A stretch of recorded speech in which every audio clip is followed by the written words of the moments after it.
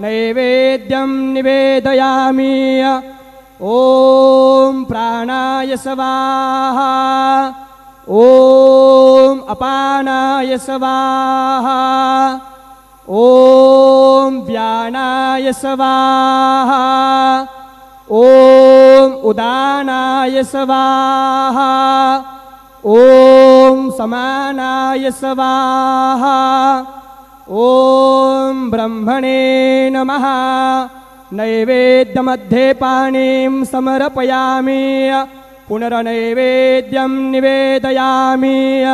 ॐ प्राणाय स्वाहा। ॐ अपानाय स्वाहा। ॐ व्यानाय स्वाहा। ॐ उदानाय स्वाहा।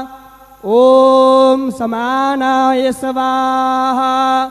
ॐ ब्रह्मणे नमः। नैवेद्यं समर्पयामि। हस्तप्रक्षालनं समर्पयामि। मुखप्रक्षालनं समर्पयामि।